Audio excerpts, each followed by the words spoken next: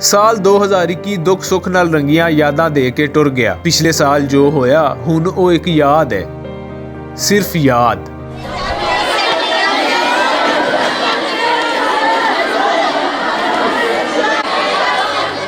ਮੁਲਕੀ ਸਿਆਸਤਾਂ ਤੋਂ ਲੈ ਕੇ ਫੌਜਾਂ ਦੀਆਂ ਚੜ੍ਹਾਈਆਂ ਅਤੇ ਦਹਿਸ਼ਤਗਰਦਾਂ ਦੀਆਂ ਬਦਮਾਸ਼ੀਆਂ ਤੀਕਰ ਲੱਖਾਂ ਲੋਕੀ ਆਲਮੀ ਸਿਆਸਤਾਂ ਦੀ ਸ਼ਤਰੰਜ ਦੀ ਭੇਂਟ ਚੜ ਗਏ।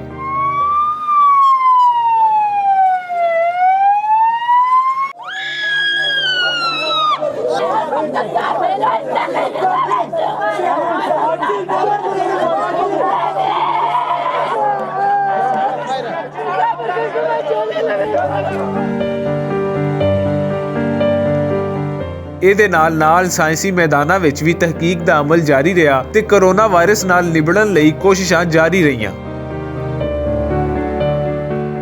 And the new Miss Universe is India। ਆਲਮੀ ਮੁਕਾਬਲਾ ਹੁਸਨ ਵਿੱਚ ਭਾਰਤੀ ਨਾਰੀ ਪਹਿਲੇ ਨੰਬਰ ਉੱਤੇ ਆਈ ਤੇ ਟਿਕਾ ਕੇ ਤਾਰੀਫਾਂ ਸਮੇਟੀਆਂ।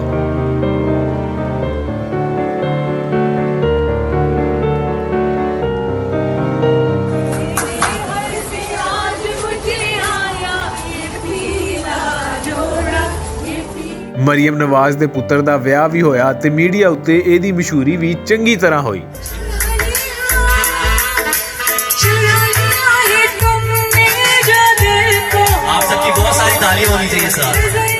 ਹਰ ਸਾਲ ਵਾਂਗਰ ਨਵੇਂ ਸਾਲ ਨੂੰ ਦੁਨੀਆ ਭਰ ਵਿੱਚ ਬੜੇ ਹੀ ਜੋਸ਼ ਤੇ ਜਜ਼ਬੇ ਨਾਲ ਜੀ ਆਇਆਂ ਨੂੰ ਆਖਿਆ ਗਿਆ।